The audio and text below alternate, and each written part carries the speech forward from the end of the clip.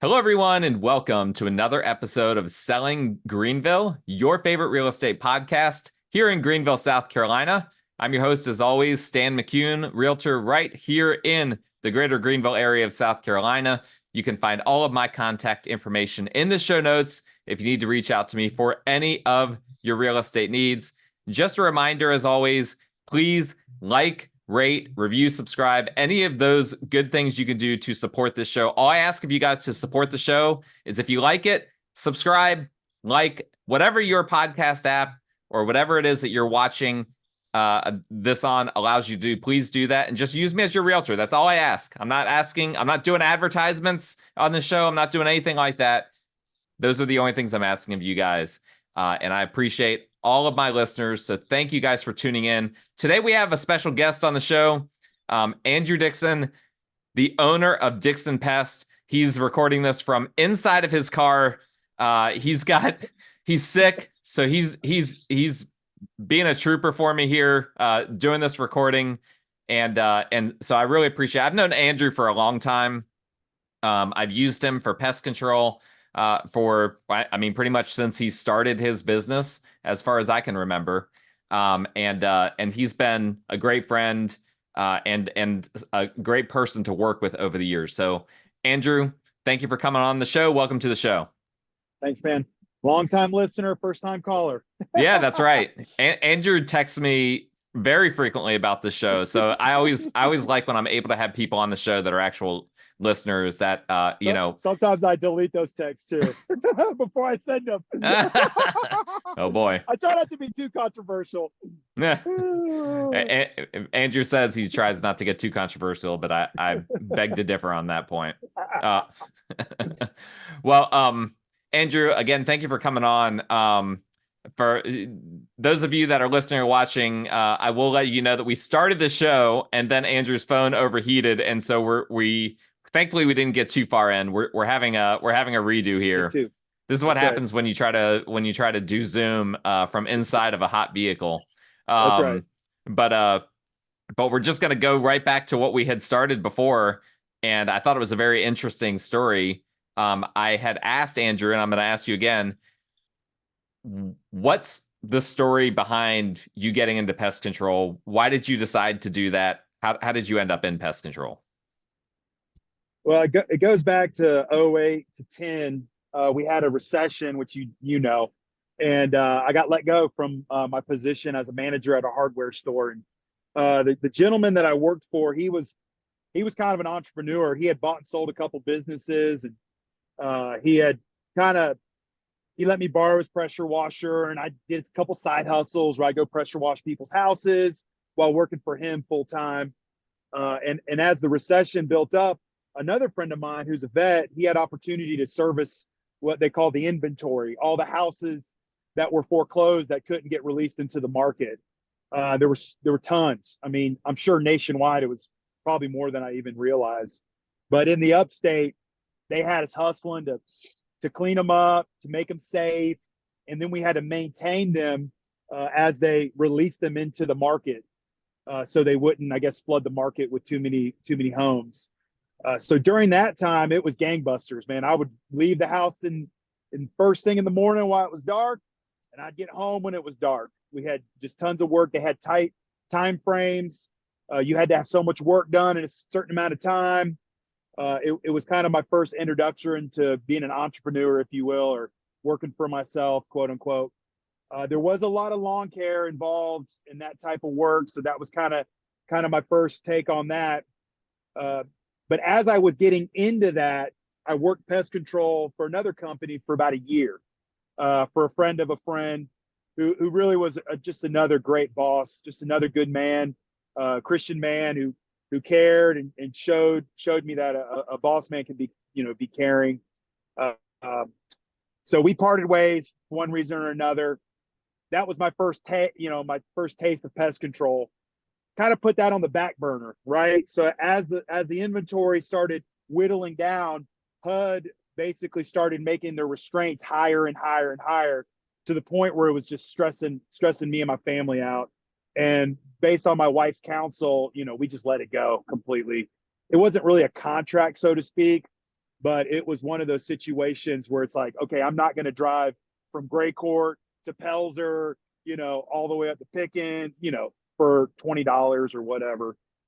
Crazy, So yeah. as that fit, yeah, oh dude, it was crazy. Some of their restraints that weren't there at the beginning, you had like a 3 or 4 day window. So you would go to one neighborhood and there'd be 3 foreclosures in one neighborhood. You could cut all the yards at the same time. But as the inventory started dropping, I think they were intentionally trying to whittle people out. They would make you cut 1 yard in that neighborhood one day, and then you had to go back 2 days later to cut a house down the road, their yard. Instead of cutting it the same day, you had to come back 3 days later to cut it. And we're talking $40 a service. I mean, you're working on volume. You're not working on price per yard per se. But with that, kind of got me into lawn care, and I went full-time lawn care after that, probably for about 7 to 8 years. And during that time, I had some customers ask me, "Hey, do you spray for bugs? Can you spray around the house while you're cutting grass?" And I was like, "Yeah, man, I worked lawn care, or I did pest control for a year. I could do that." And then next thing you know, the customers started building up, and we started building some pest control business. And at that point, because of my hatred towards machinery in general, especially lawnmowers, I called it quits. Had a guy come down from Ohio looking to start a lawn care company, and he basically bought that side of the business. And that was like probably 2014, I'd imagine, 2013, when I did a full cut, when I got rid of lawn care completely and went full-time pest control. So as far as that's a great story, by the way. Obviously, it's crazy the different paths we all have to take to end up where we are. So as far as the job goes, I don't feel like a lot of people like really know what is involved with pest control. It's like it means something different to different people, right? For some people, they probably picture termites. For some people, they probably picture roaches. Other people might picture animals. That's right. What is it that you would say is is something that the average person wouldn't know that is a part of your job? Or what's something about your job that you feel like is just a misconception in general? That's a good question, Stan.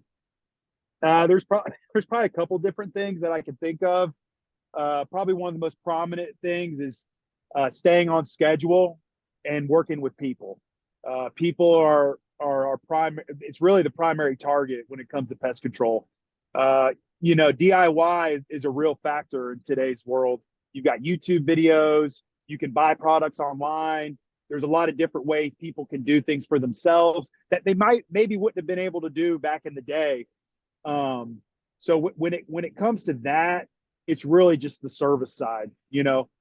Does someone want to keep up with their pest control regimen, right? Does somebody want to crawl under their house? Does somebody, want to confront a squirrel in the attic, or, catch a skunk, and so I think when they think about pest control, they don't think about those aspects. How do you serve the person as opposing just to treat for the pests, quote unquote? Because, there's a lot of, and again, I tell this to all of our customers, it's really in the routine that you find the best practice for pest control. Yeah, you can get one treatment a year, but nature does not stop. Those palmetto bugs, man, they're moving. They're called American cockroaches, technically. But is that what they're called? Yeah. Andrew's talking about the massive cockroaches that we have down here in South Carolina that terrifies everyone that moves here from out of state. That's right. They're like an alien to someone from Manhattan. They're like, what is this thing? Are they just in South Carolina, or are they in like Georgia, North Carolina? Oh yeah, they're nationwide. There is a form of American. Yeah, there is a form of American cockroach throughout the whole, at least the continental America, United States, but they're not as prevalent. So we call that pest pressure, right? So there's different temperate zones, and really as you move down, especially from the Appalachian area, like the upstate South Carolina, the pest pressure actually increases. You got more humidity. It stays warmer longer. you're going to see a lot more of those American cockroaches. They're going to be a lot more active. They're still even further north, but because of the temperate zone and the change in the weather, like when you go up north and it gets cold, it stays cold, right? Mhm. The frost level in Idaho is like, 16 feet or something crazy, where in South Carolina, it's like 6 inches. And so the activity is a lot higher. They're still there, but they're not as active. Yeah, and that's one of the tricky things is knowing when they're going to all of a sudden start appearing. Like I've run into that with some of my rentals where it's like all of a Yeah. sudden, they're just appearing out of nowhere. Sometimes Yeah. my clients that move here from out of state too, it's just kind of confusing. Like, what do we do about these stupid bugs? Yeah. And thankfully, people like yourself are able to address them, and you've been great about, if a service, doesn't quite eliminate the pest, come back out. You've always been great about that. Do we need to be afraid that any of these, that cockroaches or anything, are starting to become resistant to some of the chemicals that we're using The against them? products. Yeah, there is a generational resistance that can build up. Um, it kind of depends on the population. It kind of depends on there's a lot of different factors. At Dixon Pest, we use what we call our triple barrier system, which uses 3 different products in rotation. And so when you're changing up the products, you're creating gaps, right, to where they're not being exposed to the same product over and over and over again. And again, another philosophy at Dixon Pest, which I would say the industry as a whole is trying to go this direction, is that we're focusing more on what they call the mechanical aspect of pest control, or eliminating the physical aspects, which could be, foliage control, moisture control. You could, be sealing gaps and things of that nature. With some of the newer technology in building construction, you're finding there's a lot less ways for these pests to get in. Now, the caveat is there is a section or a group of pests that come in on people or animals. Those are what we call like carrier pests or urban pests. Those are the German cockroaches, which are way different than American cockroaches. And a lot of people are like, oh, The German ones are the tiny ones, right? yeah, and they live in people's kitchens and inside people's homes. Now, they're not just coming in from the outside, right? So the American cockroach, they're in the leaves and the stumps. They like to, build up in your gutters, things like that. But those German cockroaches, they're coming in a box, or they're coming in, literally anywhere. I hate, you don't want to throw any certain company or any certain, organization under the bus, but you can't run and hide from these bugs. You have to be ready for them, so the quicker that you see one is the better. How quickly do they reproduce? Are they pretty 30 fast? 30 days. Oh yeah, especially Germans, man. Their gestation period is super fast. You are going to have a mess on your hands within 3 months. So if you ever think, oh, they'll just go away, or I'll just do this and they'll be fine, I would be careful, because German cockroaches are they're elusive. They can hide in places that you wouldn't think they'd hide. Behind the refrigerator. Oh, easy. Well, there's a condensate. That's where I always see them. Yeah. Well, there's a condensate tray under the fridge that collects the water from the motor, and the motor puts off a little bit of heat, right? So guess what? You got 2 of the biggest things that bugs love: heat and water. And so that's going to be a prime spot for them to hang out. It's kind of hard to eliminate the fridge, right? Talking about the mechanical things that you can change with pest control. So that's one area you can't really control. Yep. But if you're being aware, that's going to be your biggest thing, is just being aware. Same thing with bed bugs, same thing with fleas. Those are the 3 biggest carrier bugs that we deal with. And I tell people, the quicker you catch them, the quicker they're gone. If you think they're going to go away, you're going to have a big problem on your hand long term. So what would you say are some preventative steps that people should take from a bug standpoint? What's something that you would recommend, everyone do besides call you? Yeah, right. Well, again, some of these might seem aggressive or extreme, but when you've had bed bugs, yeah, they don't seem as extreme, right? So an easy one right off the bat is when you're traveling. Yeah, I don't care if you're staying at a 5-star resort or if you're staying at a low-end motel. You always want to check under your mattress. Do a quick check. You know, the fecal matter or the blood stains that a bed bug puts off, they're noticeable. You know, maybe use your flashlight on your phone. I would say a 2-minute inspection around some areas like that can save you big time from bringing bed bugs home. Do you I have to do also you tear the bed apart, or is you can, again, I always tell people the more you're concerned about it mentally, the more you want to do your inspection. I definitely would peel away any sort of mattress cover. And I would also look at the box spring if there's one under the mattress. Don't put not your furniture. Don't put your baggage or your luggage on the bed right away. Don't put them up against the bed. Maybe put them in the bathtub or set them on a table. Like you want to keep it away from the bed until you at least get a good inspection, right? Another big one is when you're getting stuff from Amazon or shipping, maybe open your box on the front porch, right? Do a quick inspection there.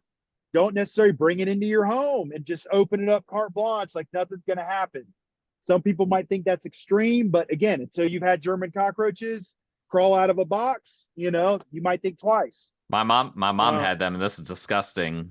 She had them come out of produce that she got from a grocery store recently. Not locally. Yep. She's not local, but that kind of blew my mind.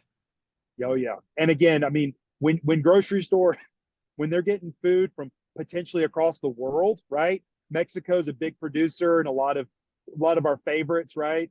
Or Costa Rica and all that stuff. Like you would be surprised, like with the bananas, avocados, you know, you might find some bugs. And again, a lot of these big companies and big grocery stores, they've got pest control in place. They've got their protocols in place, but you just never want to just assume that everything's going to be gold. Yeah, absolutely. So tell us a story. What's a crazy pest control story that you have? Well, just one that comes to mind. Well, I don't want to, you know, we don't want to give any names or No, places. no names. No, I'm teasing. This is all fictitious, right? Well, as you know, as a pest control provider, we are at many times a liaison, right? People are sensitive. You might have a homeowner and a tenant, right? You might have a homeowner, a manager, and a tenant. You have 3 different parties going on at one time, and everybody is looking out for themselves in most of the situations. So as a pest control provider, you know, we're looking for the win-win-win.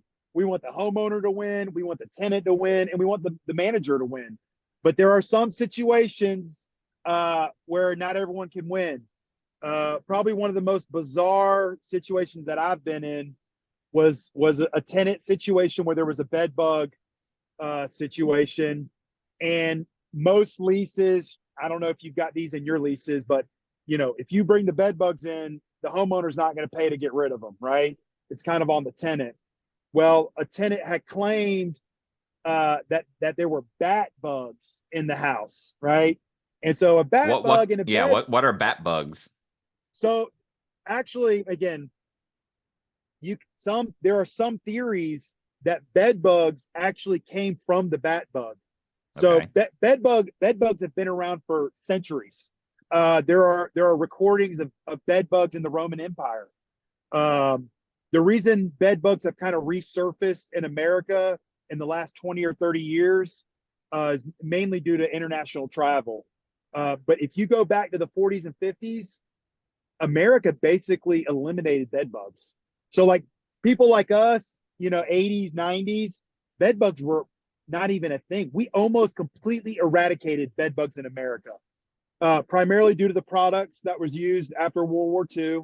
They just, I mean, dude, these products would kill birds out of the sky. I mean, dude, it just literally, and I know this sounds crazy, but the way furniture has evolved has actually changed some of that. We have a lot more stick type furniture as opposed to that old traditional, you know, heavy sofas and stuff like that. The invention of the vacuum cleaner has actually made a big impact on eradicating bed bugs, but that was mainly in the States. where bed bugs are super prevalent in other countries around the world. So basically, as the FDA and the EPA and all that, as they have basically eliminated some of those really strong chemicals, and international travel have kind of crossed over, you're now seeing bed bugs come back. And they're not, I'll be honest, it's going to be hard to say if they'll ever leave. And again, this is going to sound crazy, but the Greenville, Columbia corridor in South Carolina is actually top 10 bed bug areas in the country. So we see a lot. Yeah, it's kind of weird, but there's a lot, there's a lot of international business coming our way and stuff like that. I'm kind of segueing a little bit, but going back to the original story. So if it's a bat bug, it doesn't fall under the lease, and the tenant knows it. And so we go out there, and I'm thinking, how do I take care of this? Management's like, hey man, we just need to take care of this customer. So I'm quote unquote playing along with the scenario. And man, they've got me up in this attic, just hunting down bat bugs, hunting down bats. And it's getting to the point where I'm like, so what are bat bugs? Can you explain that? Because I actually don't even know what they are. Okay, so I didn't finish that. So they look just like bed bugs. Okay. Except there's a couple minor biological differences. Like if basically you have to look under a microscope.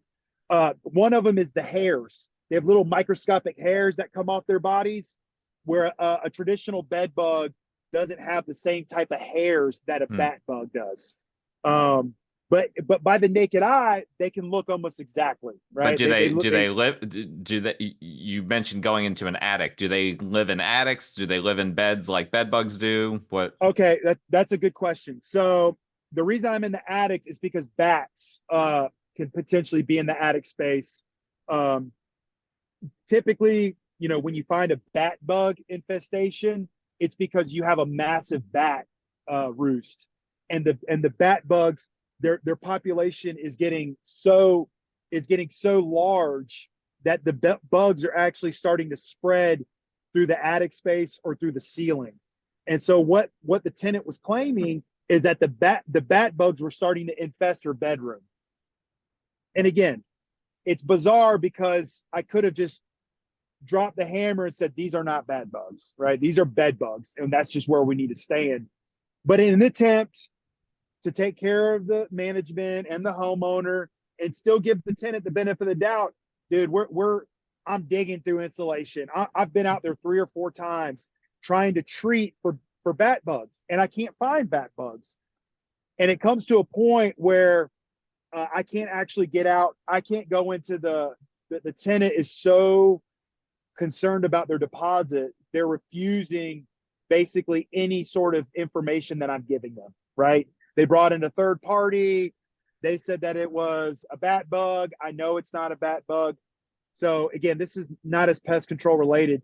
We've got to go to Clemson. So we're getting to the point where no one's satisfied, and we've got to bring in the DPR, Department of Pest Regulation, which is Clemson University. Wow. And at the end of the it turned from a what I would consider a very turnkey normal service call to you can't even go to the property without someone else being there. You're right. Well, thankfully the Clemson, they do an excellent job. They're entomologists, and that department, man, they are excellent at what they do. So they got the bed bug, they went under the microscope, and they confirmed it was a bed bug. And so long story short, wow, the tenant had to lose their deposit. Again, it's kind of bizarre because we're talking this situation probably went on for 2 months. We probably had to go out there 6-7 times. So do they have to get rid of a bunch of furniture then? Well, basically, well, the tenant, I think they actually got kicked out, to be honest with you. They brought it in on all their furniture. Right. Because I saw it on their furniture. And I'm sitting here thinking, if there were bat bugs, you would see them migrating, if you will, from the roost of the bats. Because there's also bird mites. And again, bird mites, mites and bed bugs, they kind of can look similar. Mm-hmm. But again, Never say never in pest control, man. Never say always. So you want to give people the benefit of the doubt, but there comes a point in time where it just got so crazy. We basically had to call in the big guns, That's wild. and thankfully Clemson got that under control. So let's transition for a second here to termites. So I think most people know that termites eat wood and are obviously bad for homes, right? But beyond that, I don't feel like people necessarily know a whole lot about termites, where they come from, what they're trying to do. So how do termites end up in homes, and at what point are they actually a major problem? Okay. That's a good question, man. So termites, they're the only organism in the world that eats wood, by the way. So if anyone ever thinks that another insect or something else is eating the wood, they're mistaken. The other ones are like what? They're burrowing in the wood, correct, or laying eggs in the wood or something like that. That's correct. So powder post beetles, old house borers, carpenter ants, things of that nature. They're still using the wood. Even carpenter bees, they are burrowing into the wood, but they're not actually consuming the wood for food. And the only reason termites can do that is because they have little organisms in their gut, right? So it's weird because the termites aren't the ones actually digesting the wood. There's actually another little organism inside their body that's digesting the wood for them. Oh, so like a parasite kind of thing? Yeah, exactly. It's something in their gut. And again, not to bash the termites, they're very important to our ecosystem. In fact, in South Carolina, some studies have shown that there are 1 to 3 colonies per square acre. So I tell people, it's not if, it's when. They're literally everywhere. You just can't get away from termites in South Carolina. Now, there are 2 different types of termites right now. There's really 3, but 2 main ones in South Carolina. One is the native subterranean termite. The other one is what they call the Formosan termite. Now, the Formosan termite came over during World War II. Formosa, I think, is like an island by the Philippines, maybe. And so it's a very subtropical, aggressive termite. It eats wood like 10 times faster than a native subterranean termite. Wow. The good news is based on Clemson and their studies, these termites haven't made it past Columbia yet. So there's a big temperate zone change in Columbia as you come up to the upstate. So they cannot survive in our temperate zone, which is great, right? Because they eat wood 10 times faster. But if you go down to Louisiana, you go down to Florida, man, they are taking over. It's a much more aggressive termite. Some of the treatments are going to be a lot more aggressive. From a business standpoint, the contracts will vary because of the ferocity of the termite. But right now, we're still, I think they've had 2 sightings right south of Columbia. So that's good news. The native termites, they still eat wood, man. They still destroy wood. How do they end up in someone's home? A lot of times it's not necessarily dilapidation of a structure. I would say it's the lack of maintenance, maybe. There's no house that's going to be, never exposed, right? Like I said before, you never say never, you never say always. But there are definitely factors that contribute to a higher level of termite exposure. A lot of it's going to be moisture. That's why when you do a CL100, you're tracking the moisture, right? Because as the wood is more moist, it's going to be a lot more available for the termites as they eat it. It's going to be a little bit easier for them to go to. They also like softer wood. I did an inspection one time on the Hammett house, and I don't know if you're familiar with Greer, but there's a lot of Hammett roads, right? Mm-hmm. Yep. In Greenville too. That's right. That cabin was built in the 1700s. The original Hammett family. And it's built from the heart pine, super hard wood, right? And not only was it hard wood back in the day, but over the centuries, it's dried out even more, right? And it's been added on to 3 times. So it was actually kind of a privilege, to be honest with you, to do a termite inspection, because as I'm under the house, I can literally see the different build outs, right? Because there was the original cabin, which is super tiny. all the lumber was axed. There was no saws. It was all That's axed, crazy. right? And dude, I'm telling you, that wood is so hard, no bug can penetrate it. But as you start moving out around the renovations, you start seeing the one that happened in the 50s. I think there was one in the 80s, and then there was a newer one. And it's bizarre, man, because the one that was done in the 80s, that was when they started introducing some of the soft pine. Dude, it was just annihilated with termite. It was, Wow. and the crazy thing is you could literally see the termite damage around the original cabin. That's So crazy. it was crazy, man. But it just shows you that there are ways to prevent termites. But with today's pace and the way houses are built, I don't know if you're going to have access to that kind of hardwood without paying a premium price. You know what I'm Sure. saying? So how would they find a house like that? Oh, lost Andrew for a second here. We've had a few tech problems along the way here. Let me see if I can get Andrew back up. While I'm doing that, I just want to mention Andrew referenced doing a CL100, which will probably come up more than one time in this conversation. That is the wood infestation report. It's a standard inspection that covers basically looking for termites, looking for powder post beetles, looking for moisture issues, mold, mildew, things like that in the crawl space.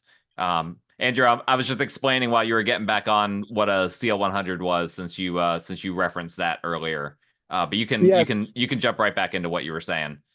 How they find the home. Okay, so you're talking about okay, so as people build houses, right? A lot of builders, there's codes that are involved, and people foresee, termite issues, and there's been a lot of different ways people have tried to avoid termites over the years. In fact, one of the state codes is you have to have a pre-construction termite service, and by law, it's good for a year. So for those who are buying new homes, you should have a termite prevention plan already wrapped into the purchase of your home. And that's basically doing a broadcast treatment for a slab, or maybe doing, your standard pier treatment under a crawl space. But know that there's going to be some type of treatment in a new house, new construction. But again, what type of termite products are people using? Some of these companies, that label is a very broad spectrum. You're going to find some products that are good for a year. You're going to find some products that are good for 10 years. Referencing some of those products from back in the 40s, they had a 50-year lifespan. I mean, it's bizarre. We're pretty much outside of those products. Why did they stop using? Were they like causing cancer or something like that? It was actually birds. It was mainly. God. So this is really bizarre, but it wasn't direct contact that was killing the birds. It was what they call indirect contact. So as the products were affecting the insects and other non-target creatures, it would find itself in fish, because the product just doesn't break down. It's like lasts forever. So the product is at a certain level of half-life. By the time it gets to the fish, the bird scoops up and eats the fish. That bird is actually ingesting a very strong product. And the next thing you know, there's dead fish and prey birds dead everywhere. That was the main culprit to some of those products. In fact, as a pest control provider, if I was to use one of those products, they would take my license away. I've had people call me out of the blue, some old timers. I've got this product I've been saving since the 50s. Will you come and treat for me? I'm like, no, sir, it ain't gonna happen. That's like when people ask me to commit a fair housing violation. I'm like, nope, not taking the bait on that. And that happens more often than you think. People selling a home, they want to know about, they get an offer from someone, they want to know, are these people religious? Do they have a family? And I'm like, man, I can't talk about that. Do your own research, look them up. But that's not my job. Well, and again, no offense to the old timer, he's got a mindset where he wants something that's bulletproof, right? He wants birds falling from the sky, But the good news is though the liquid products have a lower lifespan, so to speak, they are more environmentally friendly because the chemical designs are becoming so much more targeted towards the particular insects, right? And in fact, some products on the market, they're made in such a way where they're not leaching out of the soil and affecting other areas. And I'm all about the environment, man, because I'm like, yeah, we want to protect the house, but at what cost, you know? Yep. And then you've also got the bait station, the termite bait station technology that's been around since the 80s. It's gaining more and more traction because you're not dumping all the liquid into the soil. But really going back to the original question, to avoid termite infestation, you know, first and foremost, going back to the original foundation is awareness. If you're not going to be inspecting your house like a termite inspector, you might as well chalk it up, because if they get in without you seeing it, they're going to do so much more damage than you could imagine. Because we both know it, man. How often do you even think about your crawl space, right? 5 years could go by. I try not to think about those types of things very often. Well, 5 years go by. You have your house. The house that I could think of in Taylor's, I think it was built probably in the 70s, ranch style model. There was a sweet old widow lady, and she got so elderly, she basically never left her room, right? Well, that whole time, the last 15, 20 years of her life, termites had they had eradicated over 50% of her crawl space. Wow. I mean, you could almost fall through the floor. It was so eradicated. I've been in a house that the floor collapsed due to termite damage. That was insane. Yeah, and again, does it happen overnight? No. It happens over time. So awareness is the number one thing. Being aware. Second thing, and today I'm just, I'm a little biased as a pest control provider, but having a prevention plan is just gold, man. Because not only does it give you peace of mind, but you get that inspection. You get someone walking your property, crawling your crawl space, checking your garage, and then they're also making sure that, if it's a liquid treatment or a bait station product, that everything is working the way it should, And then the final thing is, with that prevention plan, you should be getting what they call a bond, right? Kind of like an insurance policy, where if the termites do get in and do damage, you're at least you got something in your back pocket to pay for it.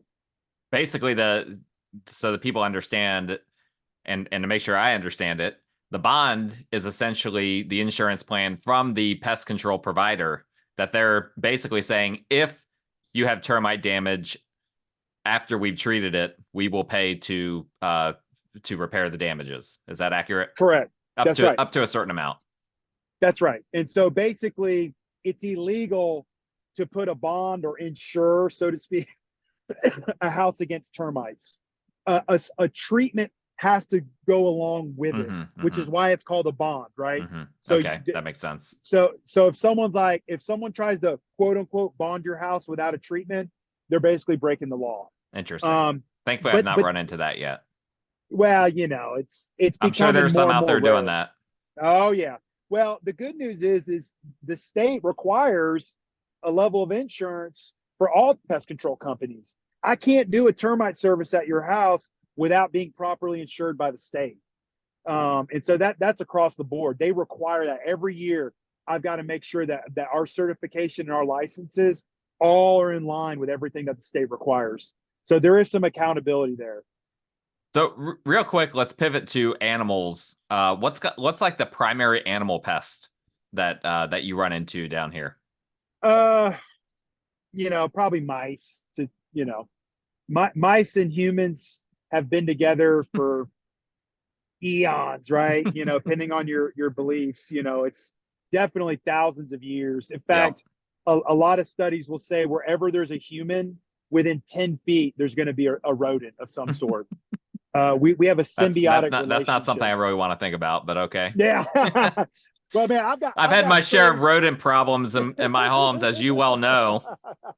Caught 2 of them in my current house. myself. know.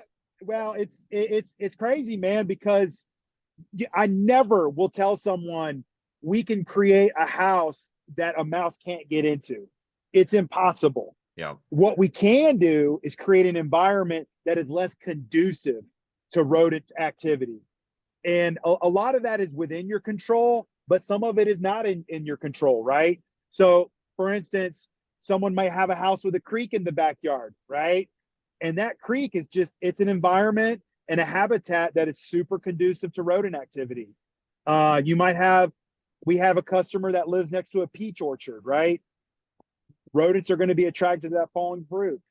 So, when it comes to those type of situations, we recommend what we would call a regiment, right? Where you're doing everything you can to keep them out, so to speak, but then you're making measures to trap them or kill them before they enter your home. The good news is they're not on the endangered species list, right? So, we at Dixon Pest, man, we do our darndest to make sure that we're not messing up any sort of creature, animal that is not within, that structural issue. Like for instance, a customer, hey, I need you to come out and I need you to kill these squirrels in our trees. Well, not only does it go against my beliefs, because I don't want to just go out and just kill animals for fun, but it's also illegal for me to do that, which is great, But if a squirrel's getting into someone's attic, yeah, we're gonna kill them, man. We're gonna take them out. We're not really called exterminators anymore because we can't exterminate the critters or the bugs. We can control them, right? Or we could create environments that are less conducive. But once a mammal, specifically a squirrel, a mouse, a raccoon, you name it, once they find their way into your home, it's over, man. Because they've got a brain pattern that once those foraging patterns lock in, they'll never not come back. And unfortunately, it's the same thing in nature. Have you ever heard of the term a fed bear is a dead bear? No, I've not. Okay. So say you're at a park, right? A national park. And everywhere, do not feed bears. Put your trash in a certain area. Is because once that bear gets a hold of that trash can or knows that they can eat at a campsite, they will never not come back. They will always come back.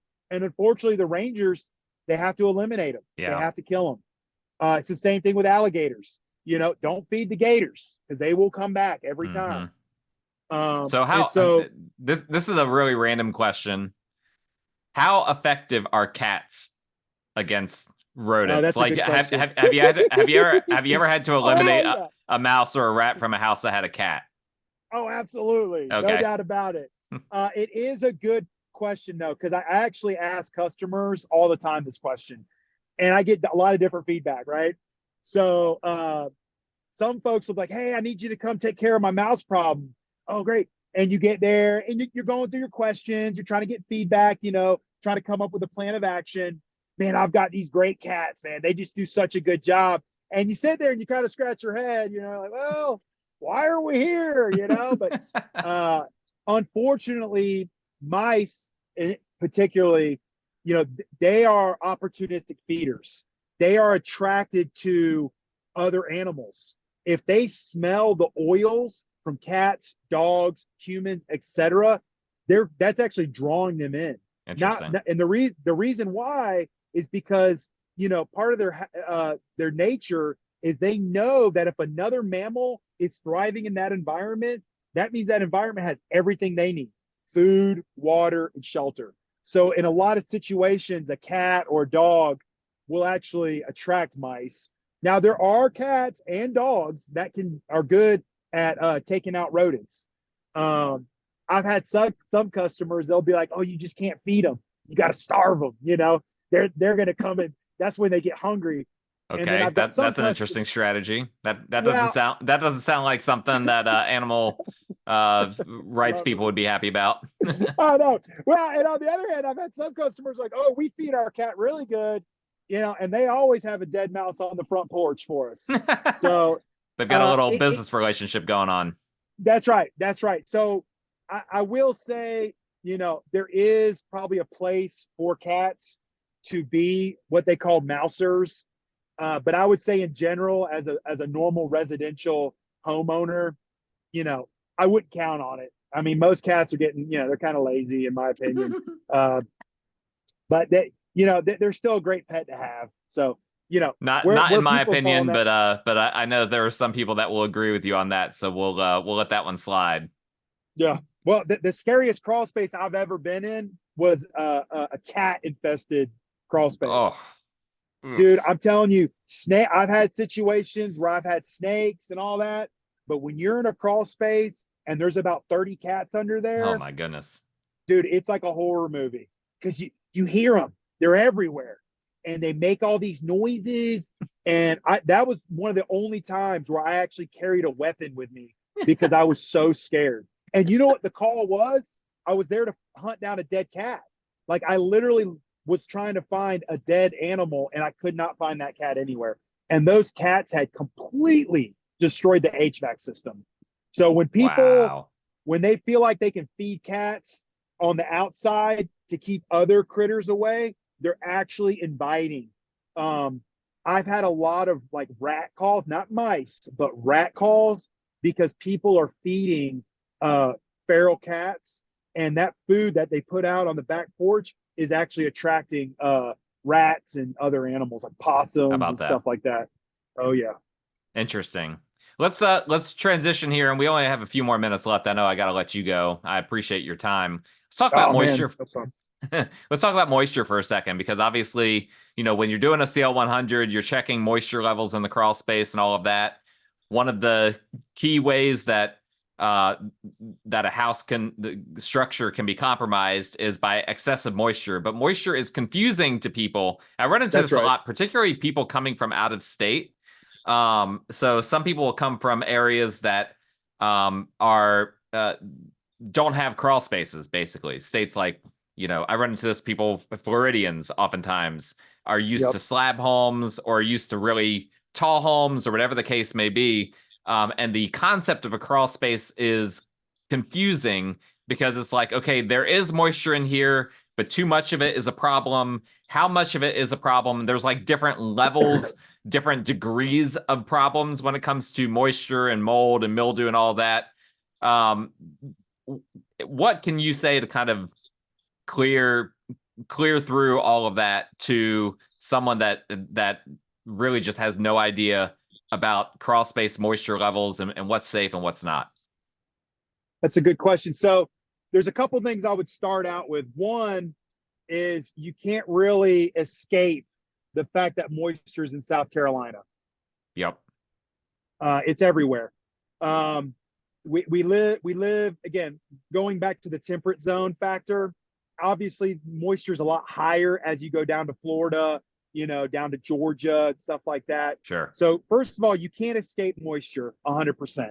Second thing is you can't escape mold spores, right? Mold spores are everywhere. Mm-hmm. Where you're sitting right now, where I'm sitting right now, there are mold spores all around us. Just like the termites, they're always going to be there, right? And so starting out by that place, I think can help someone achieve a little bit more peace of mind, right? When you get down to the nitty gritty, you're like, okay, it's always going to be there. What can I do to prevent excessive moisture or excessive mold buildup or proliferation of mold or excessive termite damage, right? And so first and foremost, you're going to, those three aspects, though they all come together, they all kind of show themselves in different ways. So like a termite, I try to tell people, they might start freaking out, right? Oh, I got termites. Listen, you've already tackled the first problem. Your number one problem is that if you don't know the termites are there, that's when they cause the most damage. But once you find out that the termites are there, you're good, because they're not really fast. They're not like, they're not going to tear your house down in 5 days. As long as they're not those ones that are in Colombia. Yeah, that's right. The Formosans are not here. Exactly. Yeah. And so, like, we got it. Like, this is good news. We found out that they're here. Now we can deal with it. And so that's more of a structural issue. The only reason you need to worry about termites is because of the structural damage, right? So now that we've stopped the bleeding, we can now assess this situation and make sure your structure is properly put together. Now with mold, it's more of a, what they call air quality, right? There is a wood destroying fungus, which based on the state and the findings of Clemson University, that moisture content of that lumber has to be over 28%. That is an environment in which fungus can proliferate, and it starts to eat the wood as it grows. So I tell people, once you find that water problem, whether it be moisture entering into the crawl space, it's usually going to be a water leak of some sort, right? So that's just like the termite. Once you find the water leak, man, we're good. We've stopped the bleeding. We can step back. We can get a plan together, and we're going to take care of this. As far as like more long-term moisture issues, that's going to be a little bit more difficult because a lot of that has to do with air circulation. The good news is, from an air quality standpoint, theoretically, your air conditioner is supposed to be an enclosed system. So though you might have higher moisture readings in your crawl space, if your air conditioner is running properly and sealed properly, you have a good divider between your crawl space and your living area. Mm-hmm. So that should put you in a place where if there's too many mold spores in your living area, it should be going through your filtration system and your air conditioner. So in effect, you're controlling those mold spores, right? Whenever you find a mold buildup in someone's living area, typically there's usually an issue with the air conditioner, or it's maybe a vacant house, or there's a massive water problem in someone's home. So I've been in some houses where they're running window units, right? The window unit technically is supposed to drain out the back to the exterior of your house, just like all HVAC units. They have a condensate line. The water evacuates to the outside exterior. But some of these folks, primarily renters, they don't care. The water is leaking inside the house down the wall. So you walk into the room and man, there's black mold everywhere. You see what I'm saying? Yeah. So the system that is supposed to be filtrating the mold spores is actually almost feeding itself in a sense, right? And so those are the situations that I would be most concerned about, right? Another off-the-wall situation is I've been in another house where there's only mold in a closet, right? Well, what happens is they keep that closet door closed for months. Those folks may not go in that particular closet, so the air conditioning system isn't reaching it. That's what we call a dead space. Same thing can happen in a crawl space. You want air circulation to be moving those mold spores and to move the moisture. So I would say when people maybe are concerned about air quality, the first thing I would tackle is your HVAC system, right? And then if you're concerned about your crawl space, that would be like a secondary issue. What about humidity? I hear people talk about, like, now a lot of these smart thermostats are measuring your humidity levels inside of your home. Are there levels where like that is indicative of something problematic, maybe in the crawl space or elsewhere that you've run into? It can be. Well, this is the thing, right? So again, we're talking humans, and there's not really a lot of regulation on moisture because humans are so different. Mm-hmm. You might have somebody that has a humidifier in their house. Sure. Their living area is too dry. It dries their lungs out. And then you've got someone next door, they've got a dehumidifier because they need it drier, right? Right. And so when it comes to humans, some people move to Florida because it's more humid. It's apparently better for your joints, right? But at the end of the day, it's going to come down to the person. Some people might have asthma, and so a certain level of mold spores might be worse for someone else, right? I had a gentleman, 96 years old, wild dog, man. I mean, this guy was alive, dude, for a 96-year-old. He had pet deers coming up to his house. He had a pack of peacocks that he had as pets. But man, I kid you not, I went under his house and I found moisture readings in the 40%. It was so wet under there. Yikes. The insulation was just soaking wet. And I'm sitting here thinking, like, there's a small percentage of people who can live in this level of moisture. Because once because the HVAC system was not like really well put together either. This man, you could smell the dampness in his house, but here he is, 96-year-old, kick it. You know what I'm saying? Wasn't impacting him too much. Exactly. But if someone else was to come into that house, man, they might get a headache within 5 seconds. Sure. Right. Yeah. In fact, So, I had made sorry, go ahead. Well, I had made a recommendation to him because he was about to put the house on the market, right? And I was like, man, I don't know, this is going to ding a moisture report. Like, yeah, you're not going to be able to sell the house with 40% crawl space moisture. No. And you know what he said? He goes, I don't care. I'm not doing nothing. he told me, he's like, I'm 96 years old. He goes, they could take it or leave it. I said, yes, sir. So again, see how much he cares about it. That's why you're not a realtor. So if someone comes to you and they're like, hey, my humidity is consistently above 50% in my house, you're not inherently concerned about that. No, I'm not.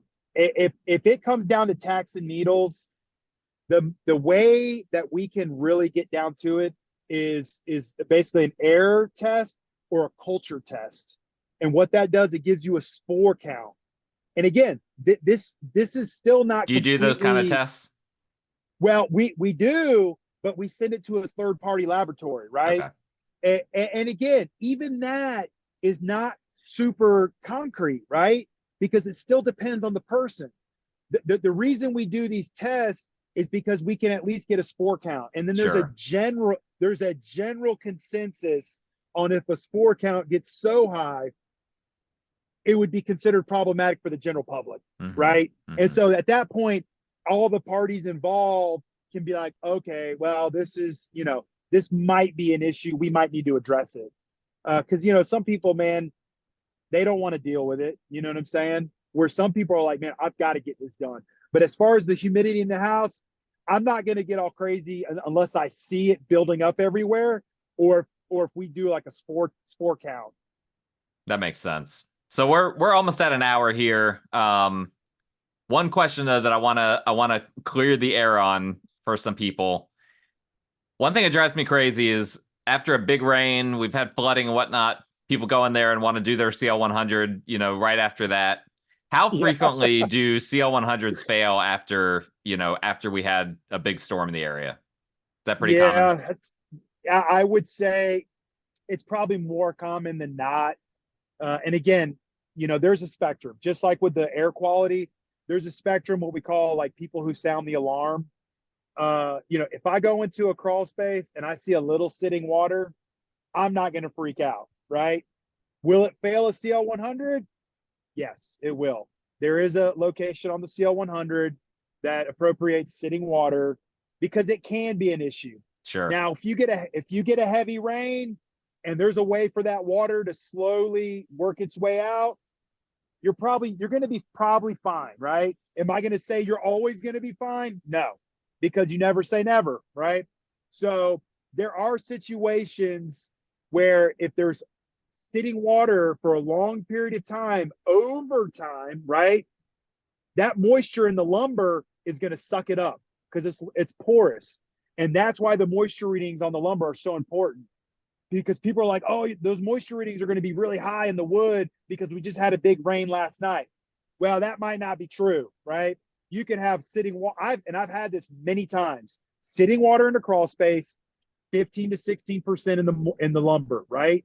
15 to 16% does not fail a CL100, does not proliferate fungus or mold. It's actually a very good number for lumber. But that's because that sitting water isn't always going to be a long-term issue, right? Sure. It just happened to come in, but honestly, and it's normal for crawl spaces to have, sitting water after some rain. It's very possible, right? Sure. I mean, man, I've done moisture work in crawl spaces that have 9% moisture readings just because the people were so concerned about water getting in. And I'm sitting here thinking like, this is amazing. Like 9% is insane. But they for peace of mind. They're probably from Florida. Yeah. And so I would say, there are some companies, they will take a look at the water stains on the foundation to, I can't remember. It's like they use incandescent light or whatever. Okay. I feel like that can be a little misleading personally, because those moisture stains may not be necessarily due to something current. It might be a situation that happened years ago. Am I saying that it's not helpful to a potential buyer? A buyer might want to look into that. I don't know if it's going to give you great data. I'm a very big stickler on the moisture readings in the lumber, because I think that's the most telling. That's going to tell you if this has been a long time occurrence, in my opinion. Absolutely. Well, Andrew, I think that's about all the time that we have today. Is there anything that we didn't cover that you were hoping to cover? Do you have anything else to say to the audience? Oh man. Well, I love the podcast, man. I want to take a moment to brag on it a little bit. Well, in today's world, I feel like there's a lot of people that can talk about things, but I really appreciate the fact that you go by a lot of numbers. And I think that gives us a lot more, it helps us evaluate the market. You know what I'm saying? It's a little bit more telling. So I appreciate you doing that homework, because I know it takes a lot of work, man. Thank you. And it does help us from a pest control standpoint, because it gives us an idea of how many people are potentially moving in, who's building houses and things like that. So thanks for doing that, man. I really appreciate your hard work. Absolutely. Other than that, man, I can always talk about a ton of pest control stories, but we'll have you on for a second show where you can just tell stories. That's right. I'm really grateful for the customers at Dixon Pest, man. I just think about all the different people that we've been able to serve over the years, and this might be a little chance for me to tell them I appreciate them, because I'm sure some of our customers listen to your podcast as well. So yeah, I should hope so. Well, that was Andrew Dixon from Dixon Pest. I'm always an advocate for local businesses, small businesses. If you need pest control, contact Andrew. Andrew, you want me to put your phone number or your email, or what? Just we'll talk afterwards. I'll figure out what contact information you want me to put in there. But that'll be in the show notes in case you need to reach out to Dixon Pest for any of your pest control needs. Highly recommend them. I've used Andrew, as I said earlier, for a very, very long time. He's always done a great job. Stands by his work. His employees are great as well. Which is not easy in this environment, as any employer knows. But what's that? I said, that's right. Oh yeah. Well, that's a wrap for today's episode. Thank you guys for listening. My contact information is in the show notes. Andrew's will be as well. If you need to reach out to me for your real estate needs, him for your pest control needs, and please, if you like the show, physically like it by pressing the like button, hit the subscribe button. If you're on YouTube, leave a little comment, all those good things. We will talk to you guys next time.